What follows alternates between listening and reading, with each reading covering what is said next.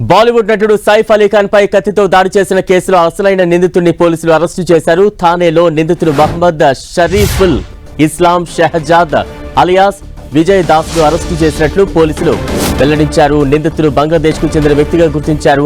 నిందితుడి వయస్సు 30 సంవత్సరాలు అని, దోపిడీ చేసే ఉద్దేశంతోనే సైఫ్ ఇంట్లోకి వచ్చినట్లు ముంబై డీసీపీ వెల్లడించారు. అయితే బంగ్లాదేశ్ నుంచి అక్రమంగా భారత్ లోకి వచ్చిన తర్వాత పేరు మార్చుకున్నట్లు పోలీసులు స్పష్టం చేశారు. మహమ్మద్ షరీఫుల్ ఇస్లాం పేరును కాస్త విజయ్ దాస్ గా మార్చుకున్నాడని డీసీపీ దీక్షిత్ అన్నారు. మహమ్మద్ షరీఫుల్ ఇస్లాం అలియాస్ విజయ్ దాస్ 5-6 నెలల క్రితమే ముంబైకి వచ్చినట్లు గుర్తించారు.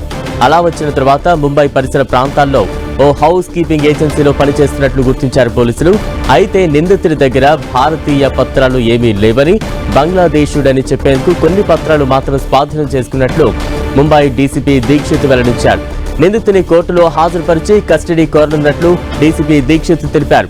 ముంబైలోని బాంద్రా ప్రాంతంలోని సైఫ్ నివాసంలో ఇటీవల తెల్లవారుజామున దొంగతనానికి వచ్చిన ఆ దుండగుడు సైఫ్ అలీ ఖాన్ పై కత్తితో దాడి చేశాడు.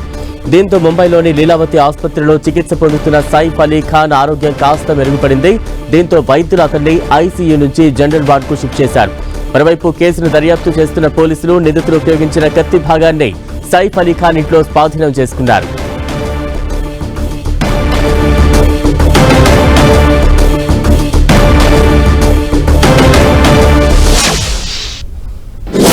मोहम्मद शरीफुल इस्लाम शहजाद, एज 30 ईयर्स। अभी तक के इन्वेस्टिगेशन में ये समझ में आया है कि ये आरोपी चोरी के इरादे से उस घर में उसने एंटर किया था और उस समय पर ये इंसिडेंस हुआ था।